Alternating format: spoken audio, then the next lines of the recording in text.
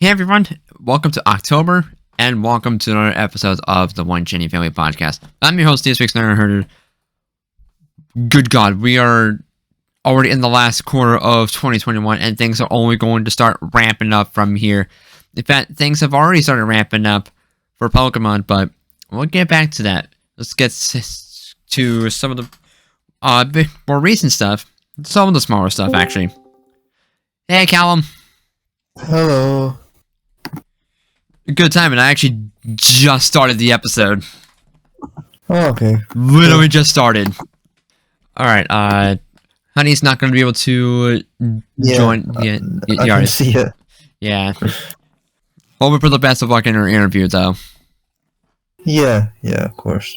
Alright, so starting things off in Sword and Shield, a new raid event has started, and this one's featuring the Alola Stars, which I'm doing a Popio raid as we're recording.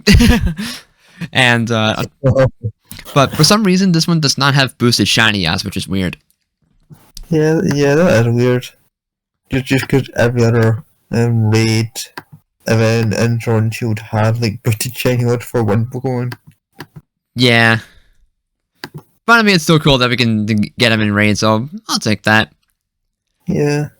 And I already got a freaking shiny Rowlet from the Wycombe, so I'll take what I get. I'm hoping to get a shiny Popplio so that my shiny Primarina can have a twin. But that's besides the point. This is going to be running through till Sunday night, as per usual. And coming soon at the end of the month for Japan is their turn against shiny Zacian and Zamazenta. But this one is going to be handled a little differently than what's going to be handled in South Korea. As this one's going to be starting on the 22nd of October. And it's weird. Like, oh, hey, Sam. Hello. Hey, what's up? Not much. Alright, but yeah, getting back to shiny Zacian and Zamazenta for Japan, players can get a download code for one of them if they show a staff member at select retailers that switches home screen with either sword or a shield. It's so... Why would you want the code if you don't have the game? Actually, that's even dumber, because what if you're getting it as a gift for someone? Yeah, true. Like, what if you don't have Sword and Shield? Like say it's say you're like an aunt or uncle or something like that, and say you're getting it as like a gift for your nephew, for example. You won't have the game, but your nephew will. What if you're getting that as like a gift? You can't just you can't just take your nephew's Switch because if it's gonna be like a surprise, like Yeah. Yeah, there's still no word about how it's gonna be handled for North America or Europe. UK. Yeah, nothing outside of Asia, really. Oh, okay. Because that's just a really stupid way to distribute codes, just because no one's gonna want to bring their Switch out with them, and no one's gonna and also gifts. So like, it seems stupid to me. I don't know. Yeah, I kind of agree. Oh shit! I just got a pop-up with Liquid Voice. Oh, nice. But I mean, is this distribution for Zacian and Zamazenta better or worse than what South Korea is getting, where you get a code if you pre-order Brilliant Diamond or Shining Pearl? Doing it for the pre-order is better, I think, just because at least I'd say you have to go through less hassle than showing them a Switch. It's not much better, but it is slightly better. Both are pretty bad, though. Yeah, yeah, they're definitely both bad, but Like, if anything, I wouldn't be surprised if they do like a Trainer Club newsletter for North America and like just distribute it a game in Europe. Yeah. Like, it's so weird. Like, just use the fucking Pokemon Pass app again, because that thing is rarely used to begin with. It's so weird. I don't like it. Yeah. Okay. Honestly, I don't even like the whole code distribution in the first place. If you're gonna release these things, like these shiny Pokemon, do it at least via mystery gift, so that like everyone had everyone had a chance to get it. Yeah, exactly. Like, it's not that hard.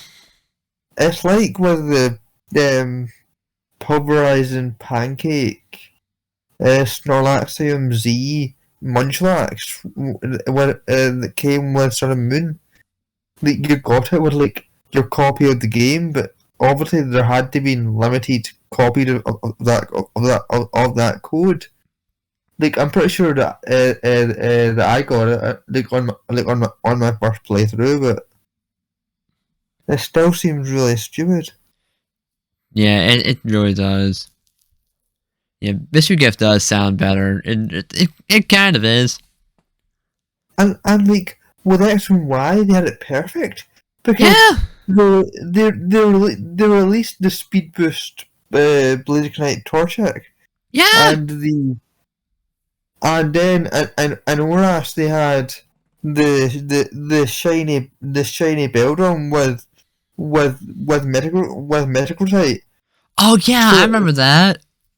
like that one like I used that Beldum on my team. So did I. Yeah, my shiny medical was basically just destroy that entire game. It was awesome. Yeah, it was broken. Oh, it was definitely broken. Pretty sure mine like old Code Stevens. But the thing is, Gen 6 they had these kind of gifts perfect, Yeah, and then they did the code thing.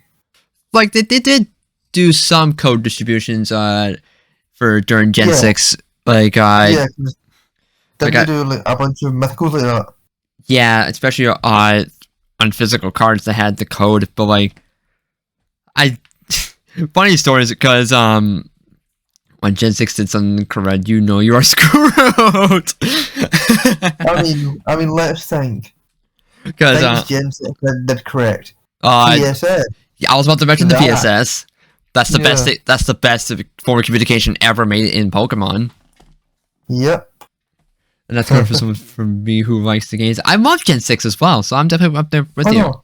I love Gen 6. I think that the X and Y, and especially Aura, definitely X and Y too. I think Gen 6, the gameplay just in Gen 6 is amazing. Yeah. It's just the story in X and Y that's not great. But like, I'm gonna be honest here. Most people play Pokemon for the gameplay, not the story. Yeah, like if you're gonna be playing an RPG for the story, then you're gonna be better playing off like Final Fantasy or something like that. Yeah, like people constantly complain about Pokemon story, and I'm just sitting here like, Pokemon stories have never been like S tier. Even like the best ones, like Gen 5, aren't this incredible thing that the fans make it out to be. Like if you really want a good story in RPG, then like I said, one of the Final Fantasy games, or even fucking Chrono Trigger will suit you very well. But like that's getting off topic. Just go to any Square Enix RPG and they'll have what you're looking for. Exactly. Games are not Square Enix. Yeah, exactly. It's That was a weird tangent, but anyway. yeah, it was kind of weird because we were talking about mythical distributions and somehow we went to stories in Pokemon. I don't know how the hell we got there. So anyway, we were still ranting about code distributions. Yeah. code distributions are stupid. Yeah, especially the more recent ones, but like the Gen 6 ones, they were fine.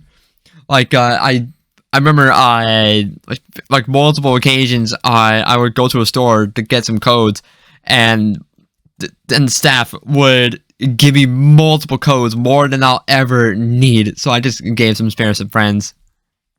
Nice. It was actually pretty amazing. Yeah, I remember that like I saw like YouTubers have like extra codes and they did like and they did like giveaways. Yeah, like, and I you didn't even have to pay for anything. You just ask for them, and they were like, "Yeah, sure, here you go." Yeah, so like so like the point of the giveaway was stupid in the first place, but they're like, oh, you can get like a second one, I guess. And it's like, why would I want a second one? But I still miss the just full in-game events that had you actually going through like some sort of mini story, or just putting in effort to actually catch those Pokemon yourself. Like, Yeah. take me back to the days of seems- Take me back to the days of Gens 4 and 5. Yeah, because Gen 5 had the Victini one. Yeah, we got there was Victini. Blastoise went to had Keldeo. And Was that really a story one too though, or was that just here's Keldeo via mystery gift? And there's a giant rock where he can change his form. I think that it was just a tiny little cutscene, but for once, I think it was just Victini where you got an item to go to a specific location to catch it. Yeah, because with Keldeo, Meloetta, and Genesect, they were given to you, I believe, by a mystery gift, but they had some kind of fun little side quest. If memory serves me right, I don't remember off the top of my head, because I never did any of those mythical events in Gen 5. The only event that I did in Gen 5 was getting Zorua in Black and White. Alright, yeah. Because I think you needed the Celebi from Heart Gold Soul Silver in order to get Zorua, because that was around when they were also promoting the Zoroark movie. I think so, yeah. And then like they also did the shiny anti Raikou Suicune via mystery gift. Yeah, because that also allowed you to catch Zoroark. Oh, alright, yeah, okay. But yeah, cause like you have. But like Gen 5's special events were kind of the start of the decline, because some were just given to you, and some only one was catchable, and a lot were just given to you for a side quest. Yeah. Like Gen 4, Gens 3 and 4 kind of peaked at that, especially Emerald and Platinum. What did Emerald have? Oh my god, Emerald had a fucking ton. Yeah, there was Mew. There was a special location where you can catch Ho-Oh and Mugia. I don't remember the names of those locations because I never did them. Let me see. What were they? Let me go to Cerebi here. Okay, so it was called Naval Rock. That allowed you to catch Ho-Oh or Mugia. Alright, but were those just in the game already, or were those like distributed later on? The code data for the locations were in the game, but the item that you had to get to go to those locations were distributed at a later point. Oh, okay. Was it like an e-reader thing like the on-ticket was? I don't remember. I never did the Gen 3 events because by the time I got into Pokemon, Diamond and Pearl were on the way. Yeah, like that's the same with me. Like which is why I might have like heard of these things, but I didn't really realize that they were events per se. like what did I say? Yeah, because like I know about the Eon ticket because they actually reused the Eon ticket item in Oras, but Yeah. so I know that was like that was like an e-reader thing, but I don't know about the rest of them. One of the few things that actually does support the e-reader. Yeah. I know the platinum events, or rather just the Gen 4 events a lot more, because you had you had Darkrai. Sorry, no. The first one would have been the Manaphy egg, Yeah, because because that would have transfer from the original Ranger game. yep. And then you had There was Shaman that could be obtained yes, either getting an Nuzlocke. You already mentioned Darkrai. Shaman, Darkrai. The secret keys for Rotom to get its new forms. Wait, that was an event. Yeah, it was an event in Platinum.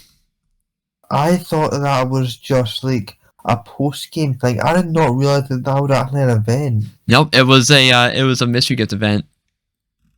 Huh? That's weird. Very. Like, especially since you had made that like a room in like every other game, base games. Yeah, exactly. It's bizarre. I mean, I get that Rotom was kind of treated like a legendary in Gen 4, but Yeah, it's still weird. Yeah, the Azure fruit that never got released. Yep. That too was going to be a thing. Regigigas, you needed the Reggie specifically from Gen 3. And the Reggies were also catchable in Platinum with an event Regigigas. Actually, funny thing about that actually, you didn't technically need the Regigigas that was distributed to catch the Reggies in Platinum. You just needed a Regigigas that was caught in a Cherish Ball, and that will be enough to unlock that event.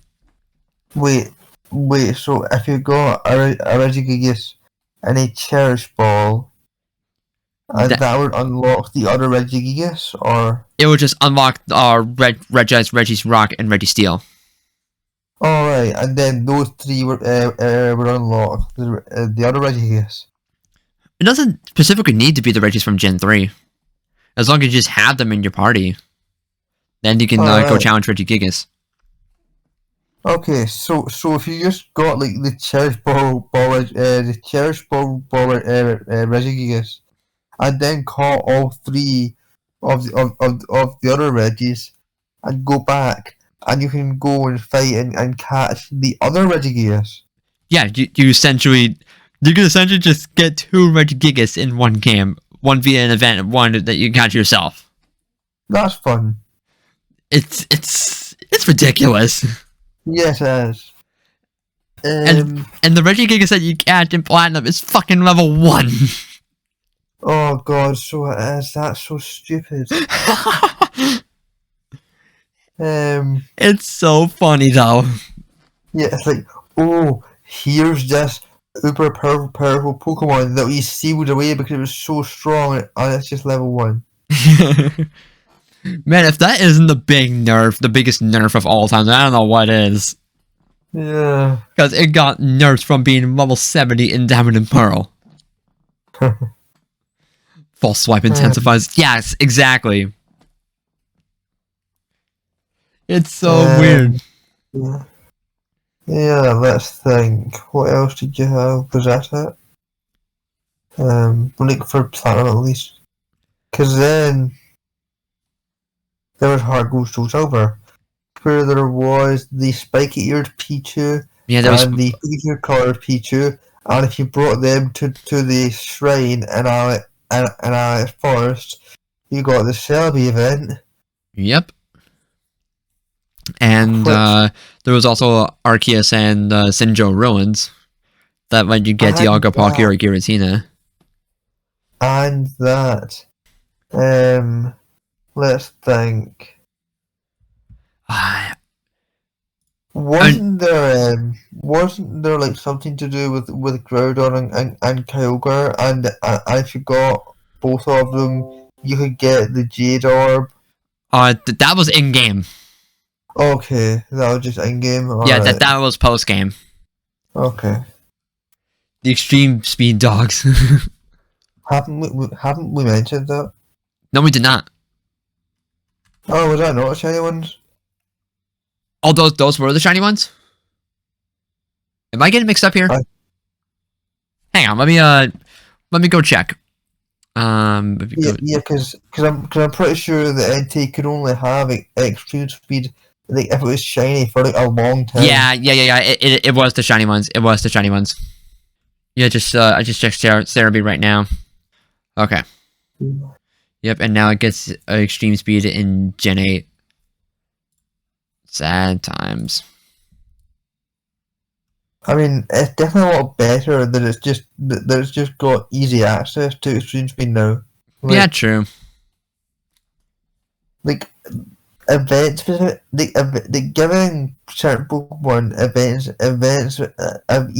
specific moves that are actually really good is really stupid because it means that you cannot use them if you didn't get that event. So like say that you're doing competitive and you're like, oh, I want my NT to have extreme speed, but I can't because I can only do that if it's this one specific shiny NT. So Yeah. like, That is true. yeah. But anyway, yes, the E3 dogs we did mention them. Yeah, so I got myself mixed up then. Yeah. Were there any other hard gold soul silver events?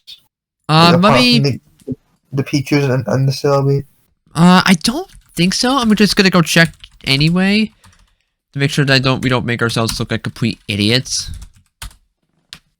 There were a couple of event specific paths for the Pokewalker, but it seems like a lot of them were. Oh yeah, Pokewalker stuff, yeah. Yeah. Oh, the Enigma Stone for Latios and Latios. I've heard about that. Yeah. I've heard of it. Yeah. In oh right, yeah, in of course. yeah, in Heart Gold Soul Silver, the Enigma Stone, when you get it, you can take it to the Pewter City Museum, and eventually, after talking to a few peeps, you can get either Latios or Latios depending on what version you had. Oh, okay. So it basically would let you get the outer one that isn't natively in your game. Oh, right. I remember now. Marco Soul Silver had a lot of like other games legendaries in its post game. Yeah, it was crazy.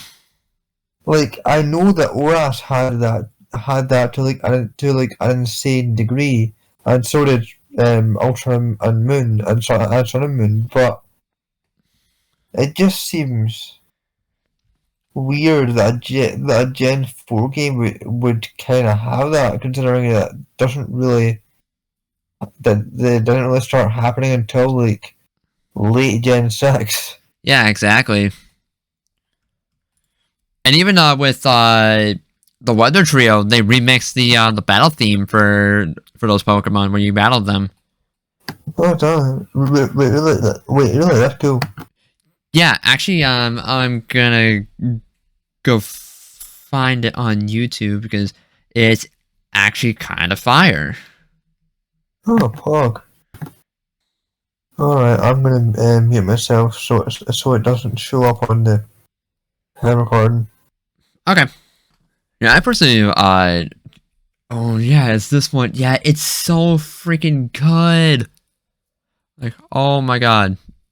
Wish I can play it right now, but I don't want to get flagged of copyright. Okay, yeah. Like I'm not really far in, but like I immediately recognized it. So yeah, and yeah, that was dope.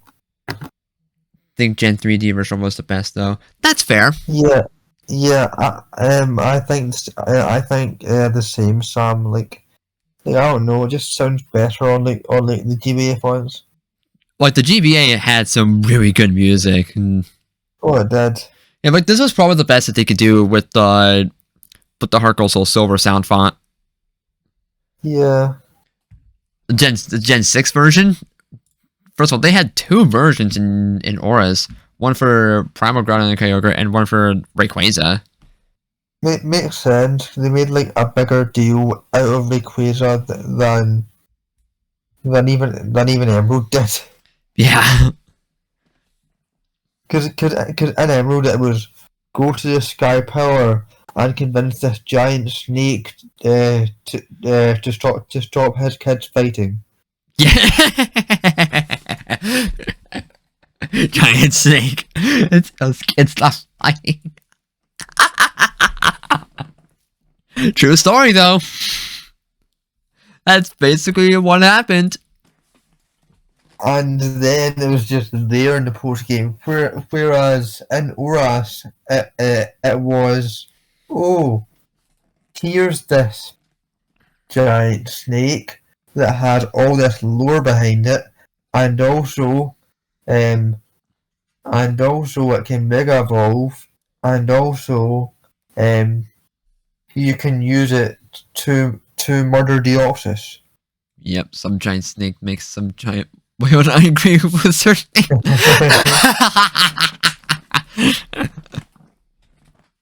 But like, said Mega is I would probably. love to see. What were you- Go ahead. You first. Okay. All right. I would love to see news reports in the Pokemon world, just like, oh, so just like imagine you're just like in Kanto or Johto, and then it's just breaking news. There appears to be a giant whale and a giant lizard man, I guess, fighting in Tetropolis City in the Hoenn region. Oh my god. That's hilarious. Oh, what is this? There appears to be a giant flying green snake coming down to stop them. These fucking kids. How many times do I have to tell them to shut the fuck up? What the hell was that voice? Yeah, but like, it's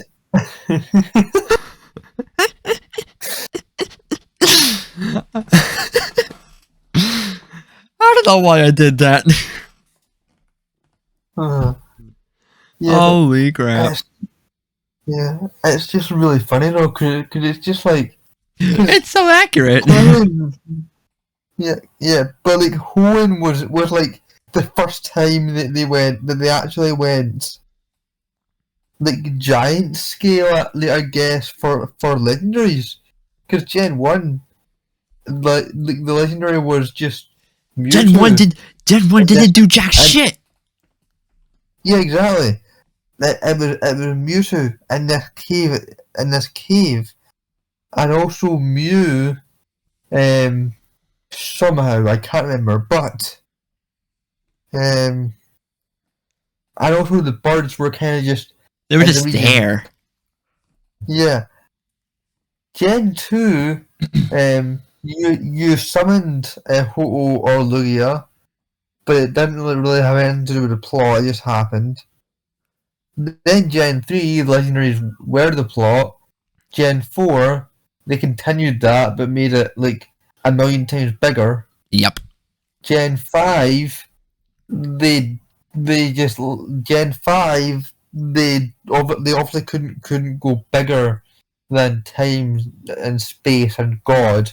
Yeah. So So they just made it a smaller, more personal story, but still with giant legendaries. Yep. Gen 6 was just... I don't exactly know what they tried to do with Gen 6. Like legendaries were barely a factor in the story until the very end. Yeah. Life, death, Gen and order. 7, they were just like, let's make legendaries aliens. and then Gen 8, they were like,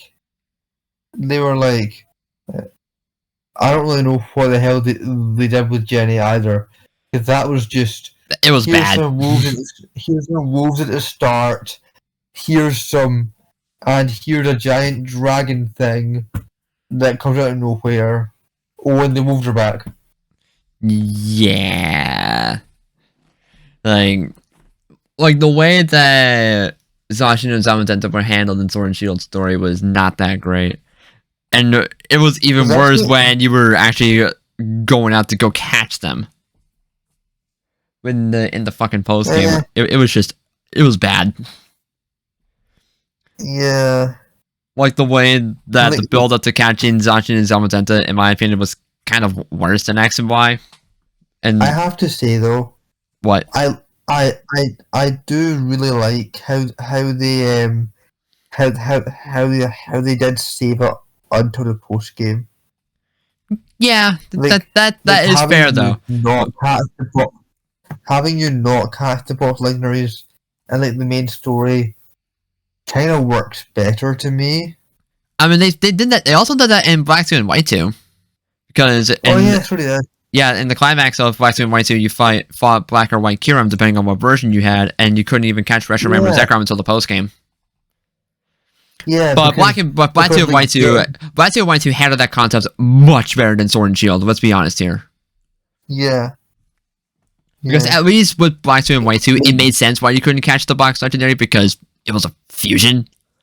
Whereas with Sword and Shield, like, yeah, Zacian and Zamazenta helped you at the climax and you met them at the very beginning of the story, but there was, like, very little build up until the climax where everything, like, there was tidbits of lore, but not that extensive. Like, it felt like there was something Yeah. missing. Like, there was just, like there were, like, one too many pieces of the puzzle missing. like Sword and Shield built up Zacian and Zamazenta pretty well actually, because but the problem was that Eternatus kind of just appeared out of nowhere. Yeah, like Eternatus, Like, like, there was no really, there was no real proper inclination that the Darkest Day was a Pokemon at all. And yeah, then Road is like, Eternatus is a thing. yeah, it was a weird way to introduce a third legendary. Yep. And it, like, trying to form a trio with the Sword and Shield Wolves with Eternatus is, you cannot put them together like that. Like, Eternatus just That's feels the so out of thing. place. They can't really form a trio because two Pokemon have a connection. That's the thing, though. Eternatus, I am a thing, precisely, Sam. Yeah, no, but like, Kyle, that's the thing. They're not a trio. The game, yeah, Zacian and Zamazenta fought Eternatus, but there's never any like link that makes them a trio. Even in the games, like, Yeah, fair point. they're not a trio. They're just not a trio at all. Yeah, like, I'm just, It's- yeah, I think Eternatus uh, is Eternatus is just its own separate thing. yeah. Like, I think I mentioned that out. First of all, it was just kind of a random thought that just popped in my head out of nowhere. But also, I'm just so used to past generations with making trios on with the Box Legendaries and another legendary Pokemon that you don't know until you actually played the game. Yeah. So I get that. like, so I guess you could say that Game Freak kind of broke that tradition because Yeah, with Sword and Shield, they broke a few traditions. I feel that for the Kinda better. Like, oh, definitely. because like Zacian and Zamazenta did not fight each other. They're actually allies. Yep. I think they're canonically siblings. Oh yeah, I'm definitely with you there. Like there's some of the honestly there's some of the best legendary Pokemon in my opinion. I just love them so much. They're good doggos. They are very good doggos. Like I am like one of the few that prefers Zamazenta to Zacian, but they're still both good doggos. You can't really go wrong with either of them, really. Yeah. But anyway, I wish you got body press though. Oh, he deserves body press. Yeah, Zamazenta got robbed in that department. Also, it's really weird to me that Zacian and Zamazenta don't really have genders, because the Pokédex literally describes Zacian as like the sister and Zamazenta as like the brother. Yeah, it's weird. Like if Heatran had a gender, then why can't the dogs have genders? Oh, Sam, why? Wow, you really just made that comment. Oh, jeez. Okay. Well, I meant in that he's very bulky. Yes. It is true that Zamazenta is a good tank. But, and that, my friends, is why Zamazenta should get body press. be press. No, but Zamazenta would be so much better just with body press, because it's kind of one of like in competitive at least it's one of the most shit legendaries, because it's not just because it's kind of not very good in competitive. If it got body press, that would change. It wouldn't be OP because it's already kind of shit. So it'd just be like a smaller boost. Yeah.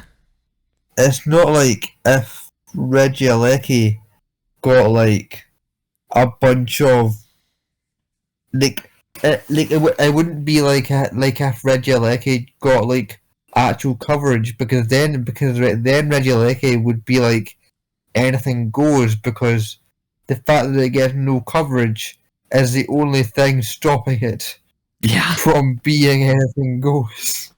Yeah. Okay. Well, I think we've rambled about that for probably a little too long, because we got some news about BDSP and Legends earlier this week on the 15th anniversary of the DP Games and anniversary in Japan too. Wild. So let's start things off with Brilliant Diamond Shining Pearl. They finally showed up what the Pelcatch is going to be doing in this game.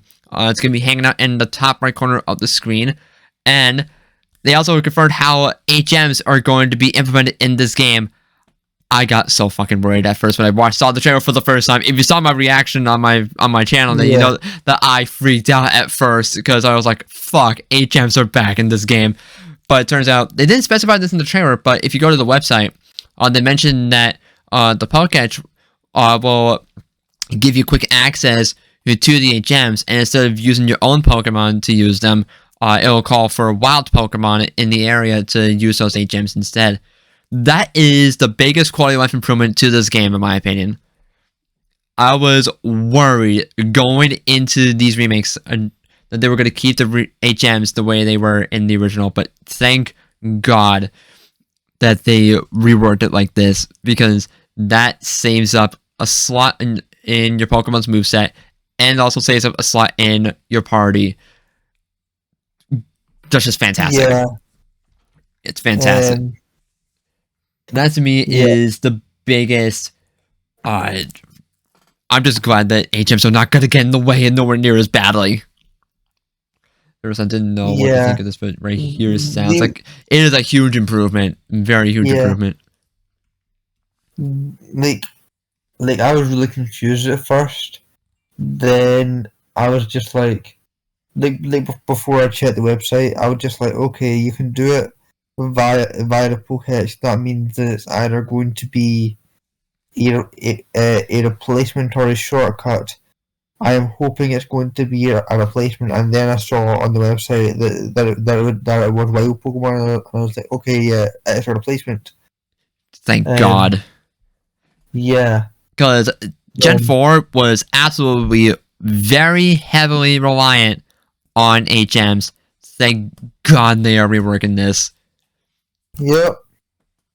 Like, that alone is going to make the experience of playing the Sinnoh game much better. I was here in Brilliant Diamond, Shining Pearl. For sure, yep. And I don't know how to feel about it just staying on the top right corner of the screen. Like, I hope we can... Yeah, I was going to say that. It looks really weird. It looks out of place, like... It does. I hope there's an option to hide it. I do imagine that we can probably hide it. I'm probably thinking it's probably going to be hidden with something like the minus button or something like that. Yeah. Because it was shown the Pokédex coming in and out of the screen in one of the clips, so maybe we can hide it. Because with the Switch OLED coming out, that's going to be kind of important because there's a higher chance for screen burn-in, which is caused by an image staying on the screen for way too long. So I imagine they probably did that with the Switch OLED in mind, and also OLED TVs as well. Yeah. Next, let's not forget the other thing that they did with HMs, which is in that presentation they made Bibarel or Bidoof the HM slave for like most of it, which tells me that they are fully aware of Bidoof's status as the ultimate HM slave. Yeah. Yep, exactly.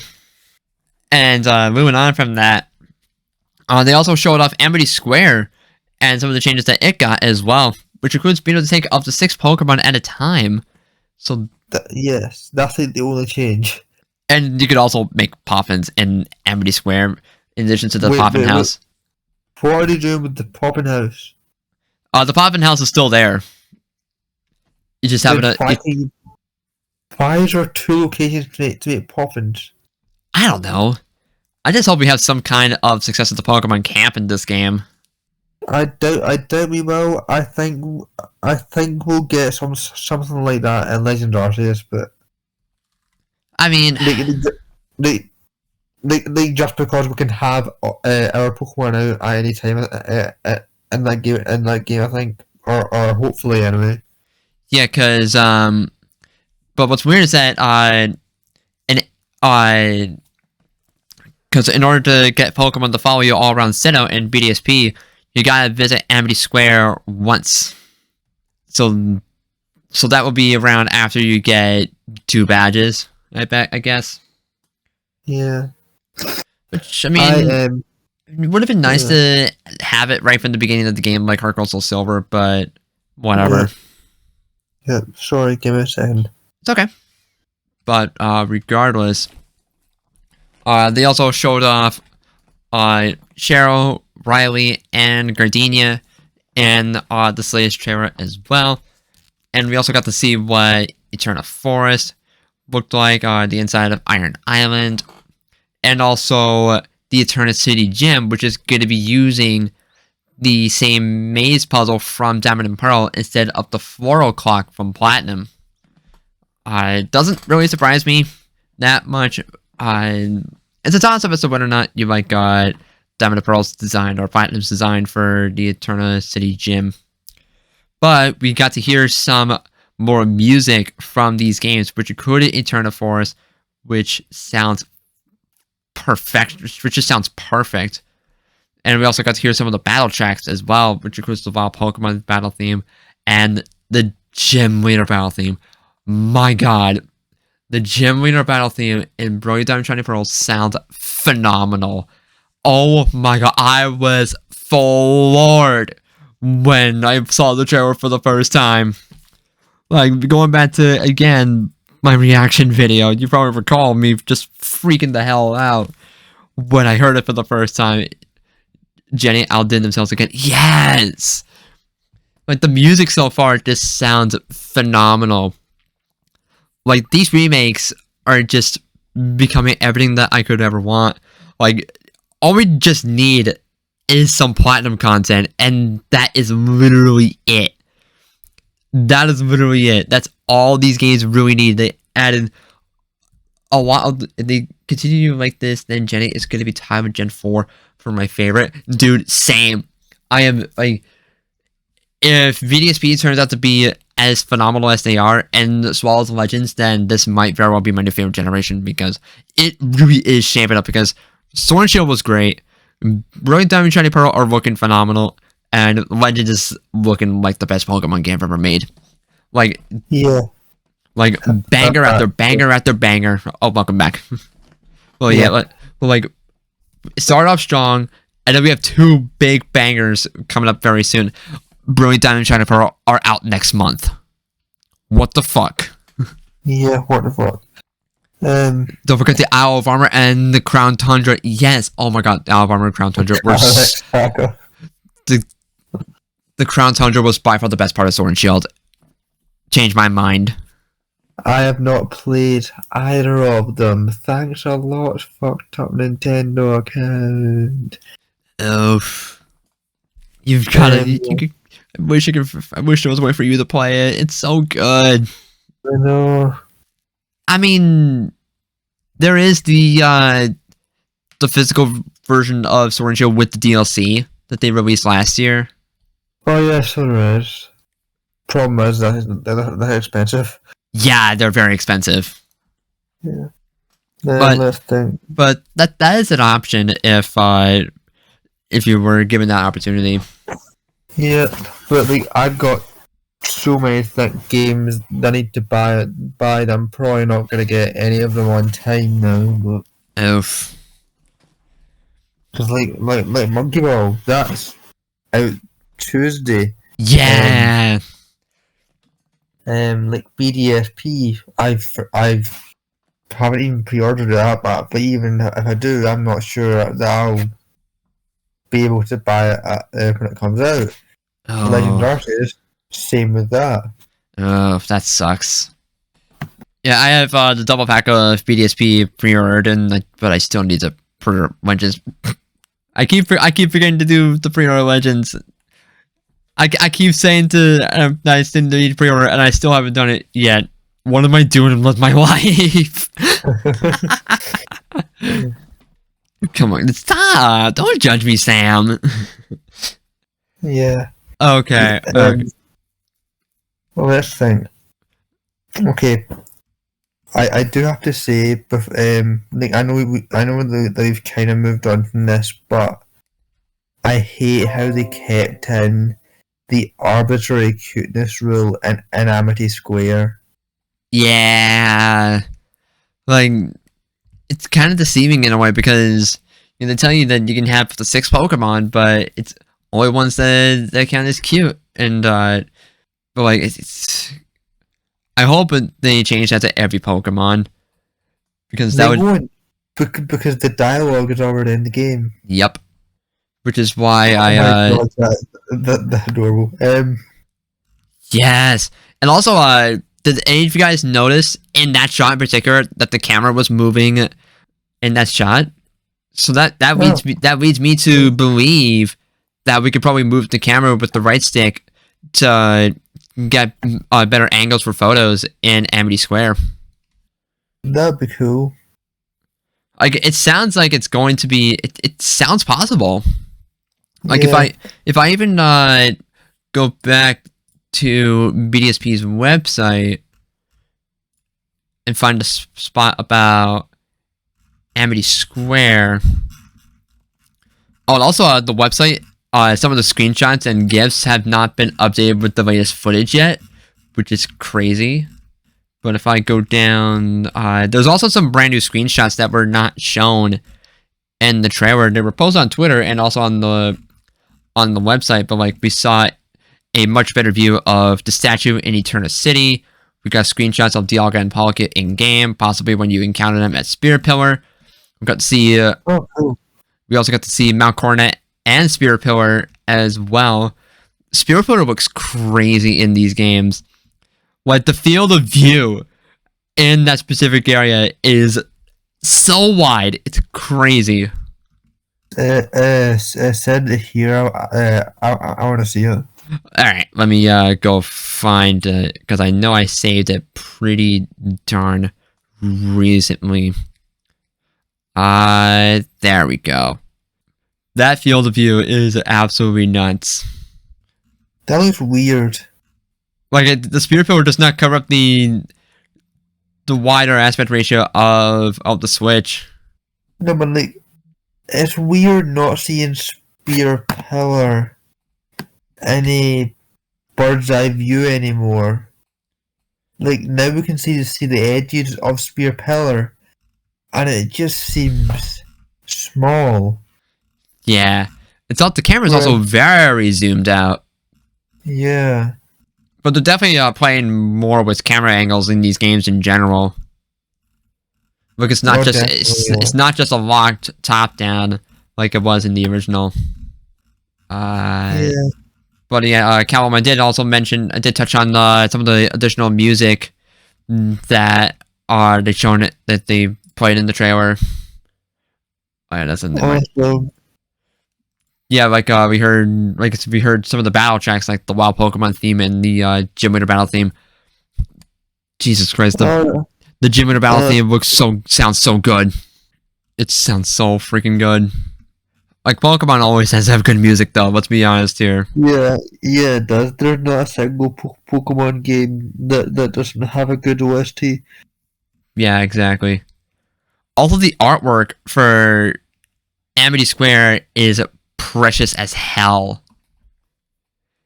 In fact, do I have it saved on my? Do I have that artwork saved on my phone? Send it here again. I want to see it. Yeah, it's in Check Game Chatter again. Also, if you look on Following Dawn are Skitty and Torchic, Pokemon that were not natively found in Diamond and Pearl. Oh shit, that's true. Although they were like the post-game additions to the cute Pokemon and down and Platinum or down in Pearl, not sure. That's right, I forgot about that bit. Although they do have Grotto there, which makes me think that they're going to do the Platinum list, because the Platinum list included the evolution of the starter as well. Right, I remember that bit. Susan, though, Chibi Dawn's best on. Yeah, the Chibi style is absolutely adorable in this game. It's grown on me so much. I've come to love it. I know, it's great. That Eevee is so cute. Exactly, and I'm sure you're happy to see the Skitty in the background as well. Wait, there's a Skitty right behind Lucas. But yeah, if that doesn't confirm that they're doing up to the first 493 Pokemon, then I don't know what will. Because that basically confirms it right there. But that also means that that does mean that the Johto starters are going to be making their HD debut in Brilliant Diamond Shiny Pearl. Wait, what? I was saying while you were deafened that if this doesn't confirm that they're including the first 492 Pokemon, then I don't know what will. Which does include. If what? It doesn't confirm what?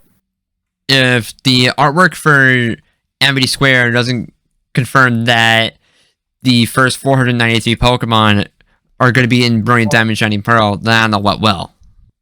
I kind of hope so, yeah.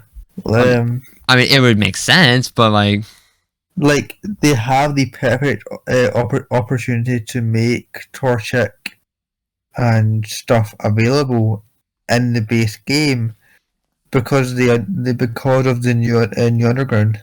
Yep, exactly. Also, everybody shut up. Pokemon tweeted about Vulpix. I'm retweeting it.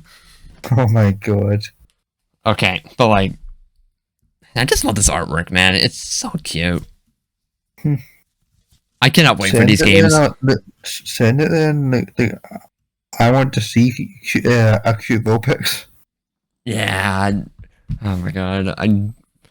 I know I'm not going to use Ninetales on my team in BDSP because I already have my teams planned out. But like, I am absolutely gonna walk around Sinnoh with the Vulpix when I complete the game. Another one, no one's gonna stop me.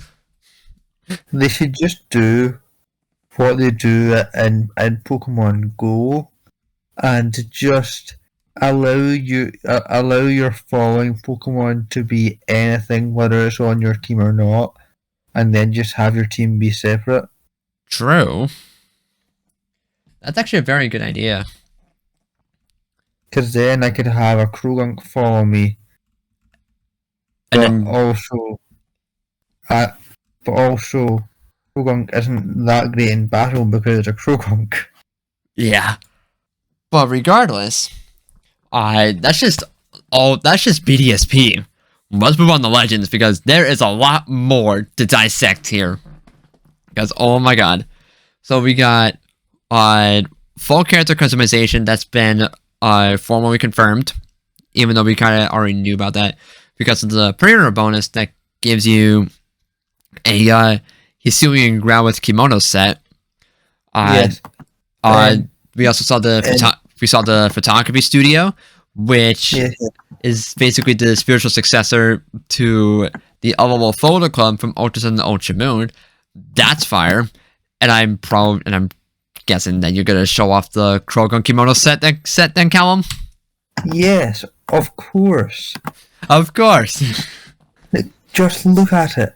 It is the best clothing option I've ever seen in Pokemon. It's a really good outfit. That's a fantastic outfit. I want it so bad that I would cosplay as this. I mean, it's your profile picture after all. Yes.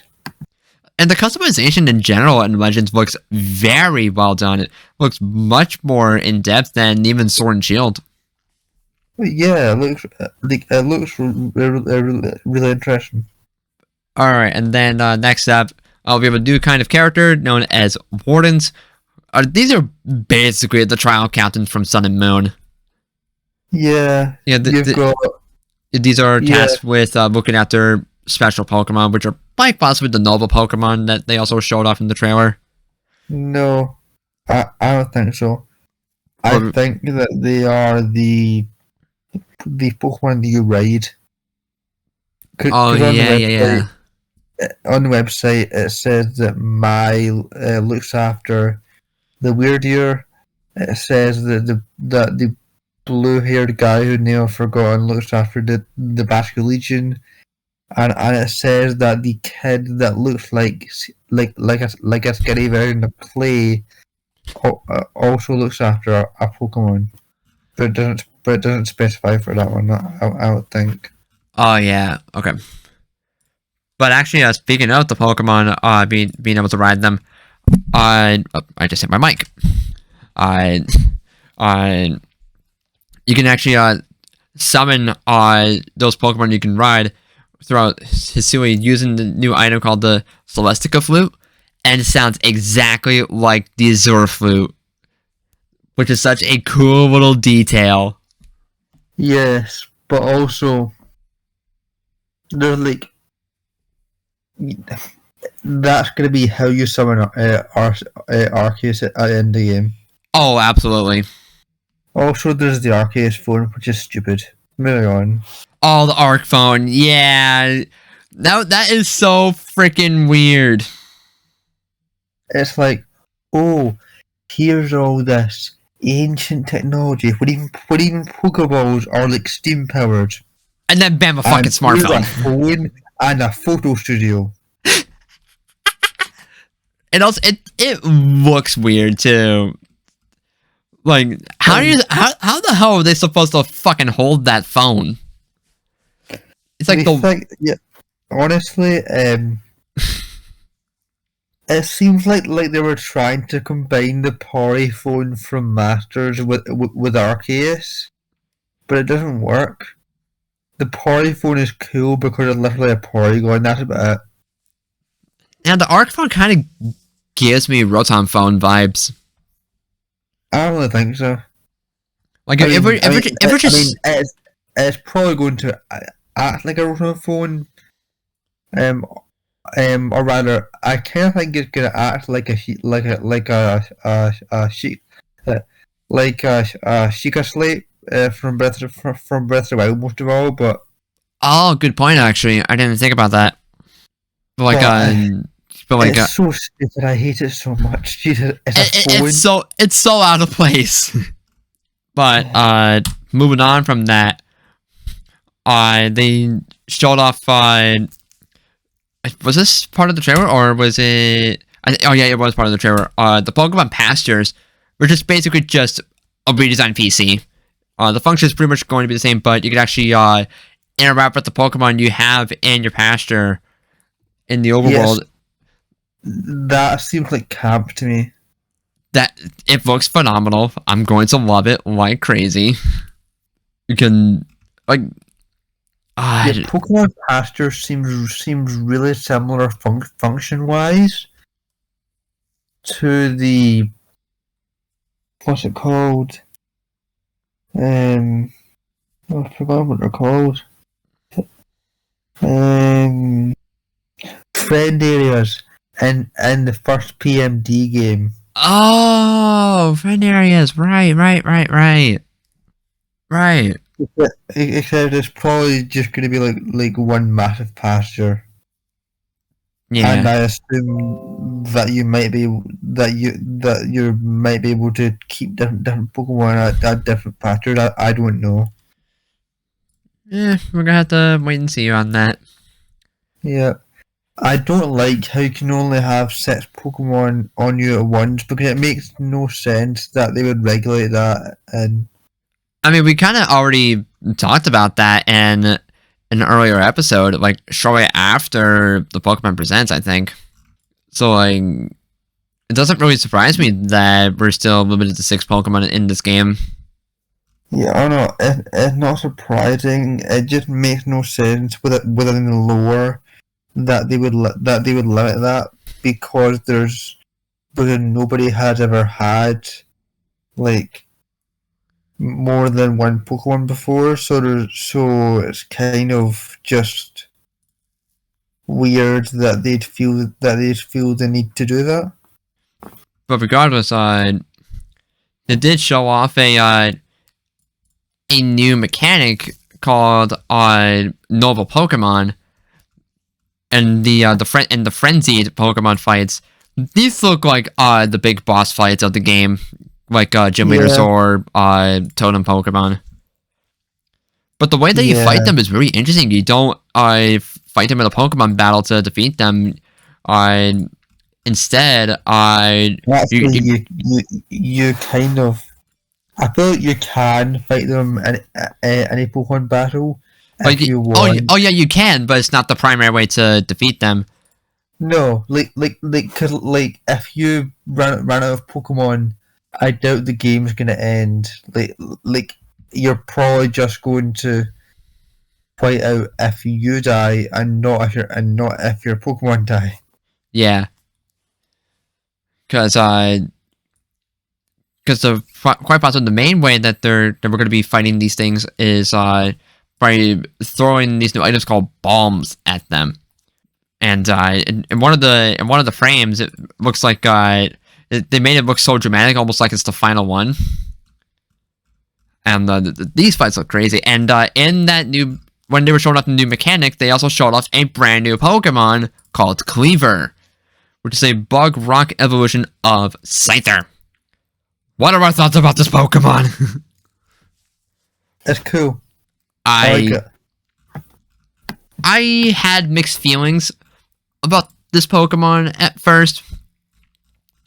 But like the more I look at it, the more I like it. Like having big stone axes for its arms is really cool. It gets a new move called Stone Axe, and it looks weird at first.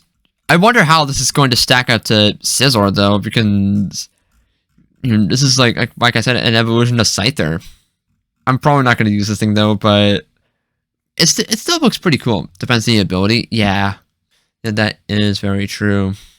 Well, like the noble Pokemon fights were crazy, and I wonder if there's gonna be more new Pokemon to be showing off for these fights. Okay, but moving on from that, an observation that so where's my Grass Fire evolution of Sunflora? Seriously, but something that Joe Merrick pointed out on Twitter is the fact that if players were to black out, they would lose some of their items, but there will be an item that would substitute for the lost item. There was no mention of this. I don't think there was any mention of this on the English website at all. Like, seems like I think it was only the Japanese site had it.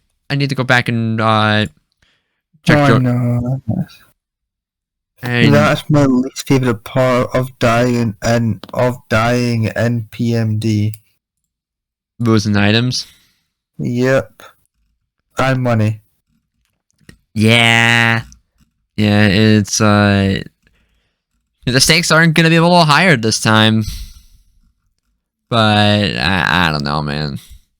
Like having to see, we're gushing about BDSP and Legends. Oh yes, we absolutely are. If I can even spell correctly. I'll just grab the link to the tweet and send it to the non-voice channel. Actually, I'll just send it to Game Chatter once again. Isn't it a change though? But I don't know how I feel about that yet. Okay. Is there anything else that I have written down for this? No, I do not. Okay, cool. My God, these games are looking so fucking good. Yep. I cannot believe that BDSP is actually out next month. I cannot wrap my hand around. I can't wrap my head around that. It's almost here, guys. I cannot believe that I get the opportunity to have a full team of Krubunks in 2 separate games, coming out within half a year of each other. Of course. That's our Callum. Yep. Absolutely. I just can't believe it.